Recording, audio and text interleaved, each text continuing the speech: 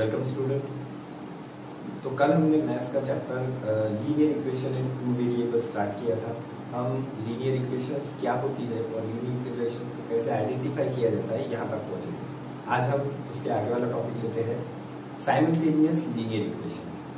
तो student, simultaneous linear equation, simultaneous का मतलब होता है दो इक्वेशन को एक साथ पढ़ना, और साथ में वो कैसे होनी चाहिए, लीनियर, यानी उसकी डिग्री एक होनी चाहिए।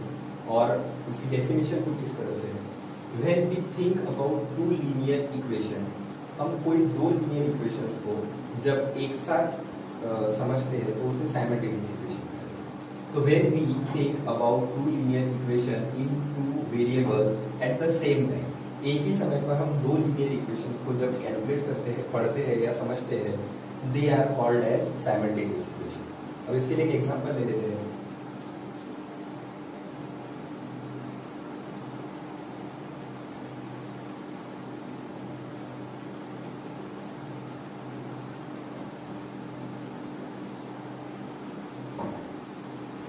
यह मैंने आपके सामने एक एग्जांपल दिया है जिसके अंदर 5x plus 3y equal to 2 और दूसरा 4x minus 3y is equal to 8। इसको अगर हम कल जो हमने पढ़ा है उससे कैलकुलेट या कंपेयर करें तो ये ax plus by equal to c के फॉर्म, यानी ये लीनियर इक्वेशन है और ये भी लीनियर इक्वेशन है।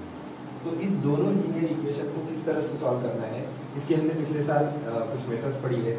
एक है eliminating method, eliminating one variable method, और दूसरी है सब्स्टिट्यूटिंग मेथड। तो दोनों ही मेथड से हम ऐसे ही एक एग्जांपल लेते हैं, उसको सॉल्व करके देखते हैं। दोनों को हम पहले एक इक्वेशन से सॉल्व करेंगे, पहले एलिमिनेटिंग से सॉल्व करेंगे और उसके बाद हम दूसरा जो है वो सब्स्टिट्यूशन से सॉल्व करेंगे। तो आइए एक एग्जांपल लेते हैं और इसको समझते हैं, पढ़ते हैं। साइमल्टेनियस लीनियर इक्वेशन में जिस तरह मैंने कहा कि दो मेथड है जो इस साल रिवाइज करनी है। पहली मेथड है एलिमिनेटिंग वन वेरिएबल मेथड। तो इस तरह की दो लीनियर इक्वेशन आपके सामने है, 5x minus 3y equal to 8 और दूसरी इक्वेशन है 3x plus y is equal to 2। इन दोनों इक्वेशन को हम पहले एलिमिनेटिंग वन वेरिएबल मेथड से सॉल्व करते हैं। तो स्टार्ट करते हैं solution. 5x minus 3y equal to 8 equation number 1, 3x plus y equal to 2 equation number 2। अब इस इक्वेशन को सॉल्व करने के लिए कुछ कंडीशन है कि दोनों के दोनों जो वेरिएबल है उनके कांस्टेंट्स नंबर एक जैसे होने चाहिए विद साइन, तब जाके हम उनको सिंप्लीफाई कर सकते हैं। इस वक्त यहाँ पर 5 और 3 है, यहाँ 3 और 1 है। y का जो कोएफिशिएंट है वो 1 है। हम किसी एक को कन्वर्ट कर सकते हैं, या तो इस इक्वेशन को पूरा 3 से और इसको 5 से मल्टीप्लाई करेंगे तो ये दोनों जो वेरिएबल्स के सामने जो कोएफिशिएंट है वो इक्वल हो जाएंगे, या फिर यहाँ पर हम चेंज कर सकते हैं। तो ज्यादा कन्वीनियंट होगा नीचे की इक्वेशन को मल्टीप्लाई करना, सबसे ज्यादा कन्वीनियंट होगा सेकंड इक्वेशन को 3 से मल्टीप्लाई करना। तो यहाँ लिखेंगे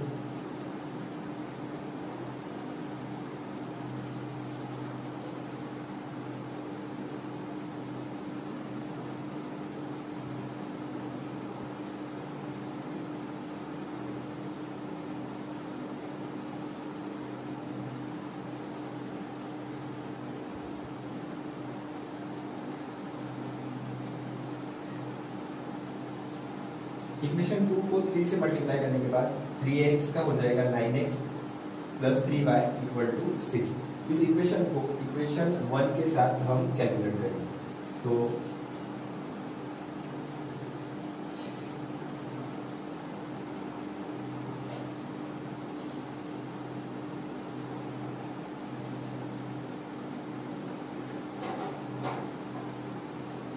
इस इक्वेशन 1 और इस नई इक्वेशन 3, इन दोनों को हम ऐड करेंगे।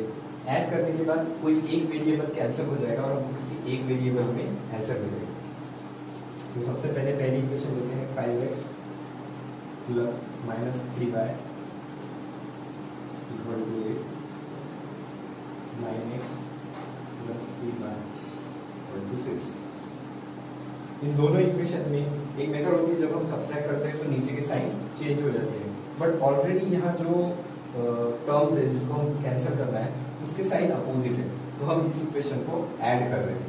सो बाय एडिंग वी गेट, ये दोनों कैंसिल हो जाएगा, ये 14x हो जाएगा इक्वल टू ये दोनों मिलाकर 14 हो जाएगा। x की वैल्यू निकालना है, इससे 14 को ट्रांसफर करेंगे तो x is equal to 14 by 14 आया है, इन दोनों को कैंसिल करेंगे तो मिलेगा हमें वैल्यू 1, x इक्वल टू 1। ये हमारी मेन वैल्यू है, तो फाइंड आउट करने के लिए, हाईलाइटेड करने के लिए हम उसको बॉक्स में बंद करते हैं। अब हमारे पास एक वेरिएबल की वैल्यू है, इसी इक्वेशन इस वैल्यू को हम किसी और इक्वेशन में रखने के बाद हमें दूसरे वेरिएबल, तो यहाँ पर आप किसी में भी रख सकते हो, मैं इक्वेशन 2 के अंदर रख रहा हूँ।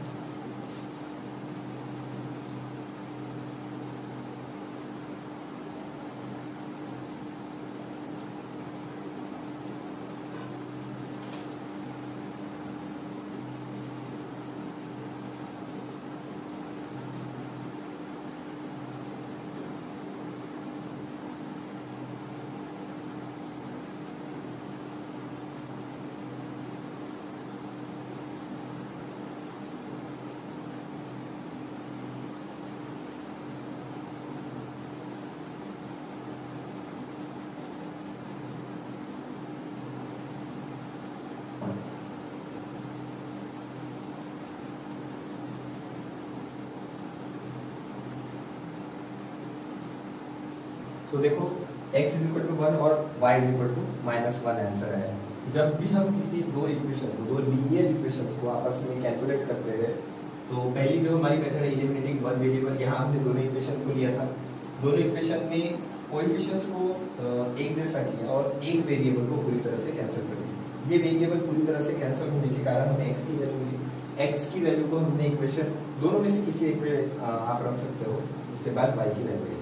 तो यहाँ पर एलिमिनेटिंग मेथड से हमने देखा x is equal to 1, y equal to -1। Same procedure हम सब्स्टिट्यूटिंग मेथड के साथ करेंगे। अगर उसके साथ भी value 1, x is equal to 1 और y इज इक्वल टू -1 आता है, तो आपको दोनों के दोनों जो मेथड है वो एप्लीकेबल मानी जाती है और दोनों से आंसर सेम ही आ जाता है। तो चलिए दूसरी मेथड पर। सेकंड मेथड है हमारी सब्स्टिट्यूटिंग मेथड। इस इक्वेशन में किसी एक वेरिएबल को पूरी तरह से दूसरे वेरिएबल की इक्वेशन में कन्वर्ट करना होता है और फिर उसकी वैल्यू दूसरे इक्वेशन में रखते हैं। तो किस तरह से होता है देखिए, दोनों इक्वेशन को पहले हम लिख लेते हैं 5x। स्टैंडर्ड प्रोसीजर है, जब भी आप कोई एग्जाम में क्वेश्चन सॉल्व करोगे तो पहले आपको इतना लिखना पड़ेगा, ये equation 1 and this is equation 2। तो इक्वेशन 1 इक्वेशन 2 लिखने के बाद आप चूज कर सकते हो किस इक्वेशन के वेरिएबल को कन्वर्ट करना है। फिलहाल इक्वेशन को देखने से यहाँ पर y को कन्वर्ट करना ज्यादा इजी रहेगा। So therefore y equal to as it is 3x हम ट्रांसफर करेंगे तो वो बन जाएगा -3x। अब आपकी ये नई इक्वेशन होगी, इक्वेशन नंबर 3। तो सब्स्टिट्यूटिंग मेथड में एक वेरिएबल को पूरी तरह से दूसरे वेरिएबल की इक्वेशन में, जैसे y है अब ये x की इक्वेशन में कन्वर्ट होगी। इस पूरी वैल्यू को इन दोनों में से आप किसी भी इक्वेशन में रखो, आपको एक वेरिएबल की वैल्यू मिलेगी। वापस से जो आंसर आएगा वो हमें यहाँ रखना है, तो हमें y की वैल्यू मिलेगी। तो स्टार्ट करते हैं। सो y यहाँ पर x की इक्वेशन में कन्वर्ट हो चुका है। हम ये वैल्यू इक्वेशन 1 में रखेंगे। इक्वेशन 1 में रखने के बाद हमें x की वैल्यू मिलेगी, जो हम फिर से यहाँ रखेंगे। सो नाउ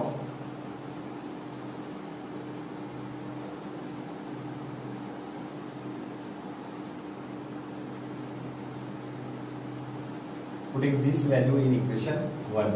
इक्वेशन 1 में रखते हैं 5x - 3y इक्वल टू 8। यहाँ y की जगह हम वैल्यू रख रहे हैं 5x - 3 bracket 2 - 3x equal to 8। Simplify करेंगे ब्रैकेट को, 5x - 6 plus 3 3 9 x equal to 8। एक जैसे जो वेरिएबल्स है उनको ऐड करेंगे तो ये होगा 14x इक्वल टू 8 प्लस 6। ये -6 उधर से गया तो +6, दोनों को सिंप्लीफाई करके 14x equal to 40। x equal to 14/14 x equal to 1। अगर आपको याद हो, जब हमने एलिमिनेटिंग मेथड से सॉल्व किया था तब भी x की वैल्यू +1 आई थी, इस मेथड से भी +1 आई थी।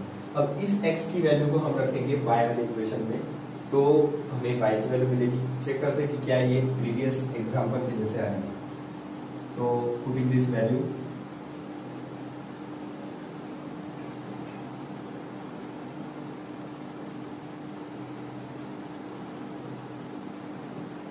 in equation 3, y equal to 2 minus 3x, y equal to 2 minus 3, हमारी वैल्यू आई है 1, 2 minus 3, y equal to minus 3. सो यहाँ आप देख सकते हो आंसर जो है बिल्कुल एलिमिनेटिंग मेथड जैसा आया है, x is equal to 1 and y is equal to -1. तो आप किसी भी तरह से दोनों मेथड से जाओ, आपके पास फाइनल आंसर जो होगा वो हमेशा एक से आएगा. तो ये लास्ट ईयर की जो मेथड्स थी, एक एलिमिनेटिंग मेथड, ये सब्स्टिट्यूशन मेथड. इसके बाद जो एक्टिविटी वाला क्वेश्चन है वो आप बाय सेल्फ कर सकते हो, क्योंकि वो इन्हीं दोनों मेथड से मिलता जुलता है. थर्ड एग्जाम्पल जो है, जो आपकी बुक में है, टेक्स्ट बुक में, वो थर्ड एग्जाम्पल में ले रहा हूँ, वो थोड़ा यूनिक टाइप का है. उसके अंदर किस तरह से सेटिंग करके हम थोड़ा मॉडिफाई करके हम उसका आंसर निकाल सकते हैं. तो थर्ड एग्जाम्पल लेते हैं. सो स्टूडेंट, आपकी टेक्स्ट बुक में एग्जाम्पल 3 है 15x + 17y = 21 and 17x + 15y = 11. तो ये कुछ स्पेशल टाइप के एग्जाम्पल होते हैं जिसके अंदर आप थोड़ा बहुत, क्योंकि ये नंबर बहुत बड़े हैं, तो इनको थोड़ी बहुत सेटिंग करके हम सॉल्व कर सकते हैं. किस तरह से देखते हैं. सबसे पहले वही स्टैंडर्ड प्रोसीजर, आपको एक बार सॉल्यूशन के अंदर दोनों इक्वेशन को एग्जाम में सॉल्व करते समय या इन जनरल भी आपको इसको लिखना, ये अच्छी बात है, आप इसको लिख सकते हो. तो ये इक्वेशन 1, ये इक्वेशन 2, इन दोनों इक्वेशन को थोड़ा गौर से देखते हैं. अगर हम इनको ऐड या आपस में सबट्रैक्ट करते हैं तो और छोटे नंबर्स मिल सकते हैं. तो सबसे पहले वी आर एडिंग, इन दोनों इक्वेशन को हम ऐड करके देखते हैं तो हमें क्या मिलता है.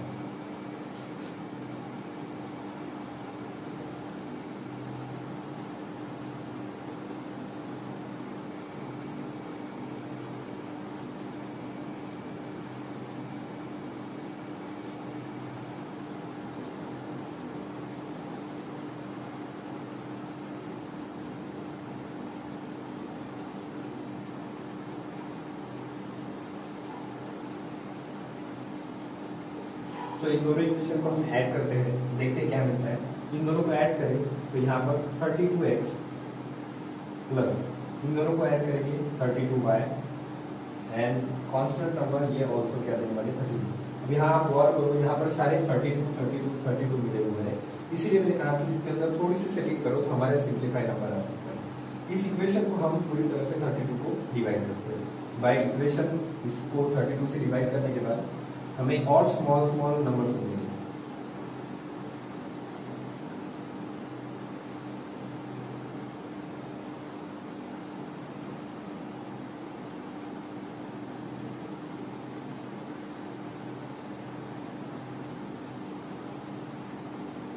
तो यहाँ आप देख रहे हैं 32 से इस इक्वेशन को डिवाइड करके आपकी इक्वेशन, जो इक्वेशन बहुत बड़ी दिखाई दे रही थी दोनों, वो एकदम सिंपलेस्ट फॉर्म में आ गई, x + y = 1. लेकिन ये इक्वेशन अकेली सॉल्व नहीं हो सकती, इसलिए इन दोनों इक्वेशन को फिर से हमें कुछ और सिंप्लीफिकेशन करके एक दूसरी इक्वेशन इसके लिए सॉल्व के लिए निकालनी पड़ेगी. सो यहाँ पर पहली इक्वेशन आ चुकी है, हमने अभी इन दोनों इक्वेशन को ऐड किया था. अब हम इन इक्वेशंस को सबट्रैक्ट करके देखते हैं तो क्या सॉल्यूशन हमें मिलता है. तो नाउ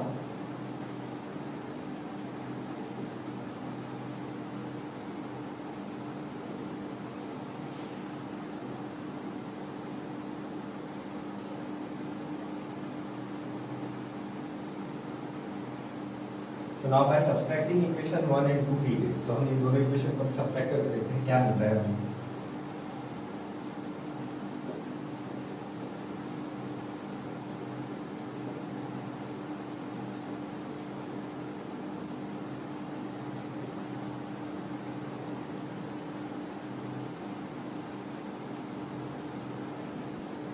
तो अभी इन दोनों इक्वेशन को हम सॉल्व करके देखते हैं. जब हम सबट्रैक्ट करते हैं तो ये मेन सब्सट्रैक्शन का साइन है, क्योंकि हम सब्सट्रैक्शन करते हैं तो नीचे के साइन चेंज हो जाते हैं.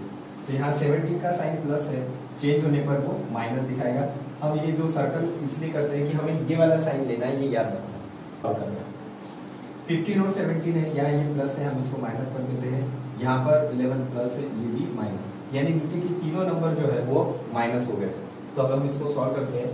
-17 एंड +15 आपको देगा -2x. -15 एंड +17 आपको देगा +2y एंड -11 +21 यहाँ देगा 10। इस इक्वेशन को देखने पर फिर से ये और सिंप्लीफाई हो सकती है। इस इक्वेशन को हम 2 से डिवाइड करते हैं बाय डिवाइडिंग 2।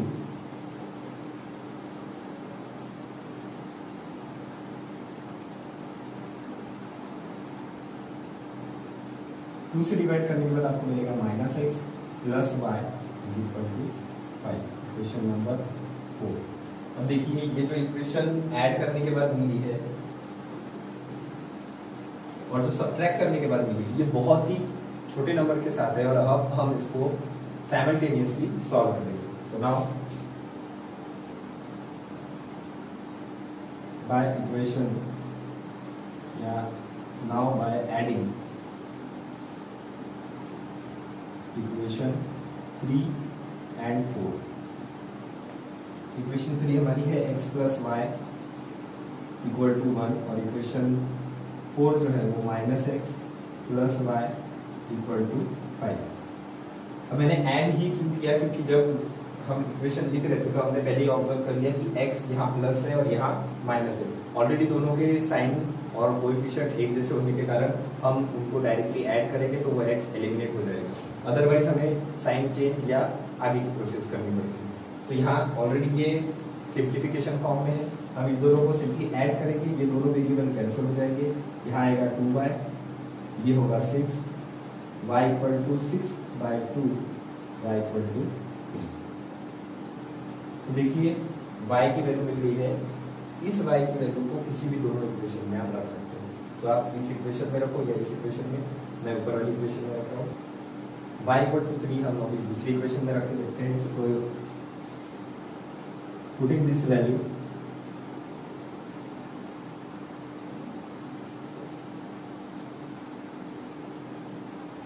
in equation 4 और equation 3। so x + y = 1। अभी y की वैल्यू आई है 3, तो x + 3 = 1, x = 1 - 3, x = 2।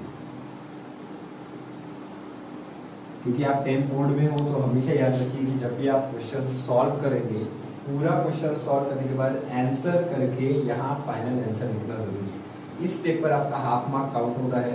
अगर आप ये लिखना भूल जाते हैं तो वो मे भी आपका हाफ मार्क काट सकते हैं। तो यहाँ पर लिखना जरूर x = -2 एंड y = 2। तो ये दो आपके आंसर है। ये साइमल्टेनियस इक्वेशन था। इसके बाद आपके बुक में एक्सरसाइज, तो एक्सरसाइज के अंदर इसी तरह के क्वेश्चन दिए हैं। इस क्वेश्चन से मिलते जुलते 2 क्वेश्चन हैं। आप सारे के सारे क्वेश्चन ट्राई कीजिए। अगर कहीं प्रॉब्लम जाता है तो आप फिर से मुझे बता सकते हैं, कमेंट कर सकते हैं, या उस क्वेश्चन को पर्टिकुलरली आप टाइप करके मुझे सेंड कीजिए मैसेज में। मैं उस क्वेश्चन को सॉल्व करूंगा।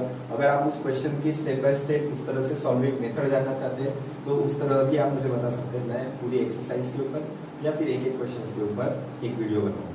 तो 1.1 तक आपका हो गया है। इसके बाद ग्राफिकल मेथड होगा, वो हम पढ़ेंगे अगले सेशन में। Thank you.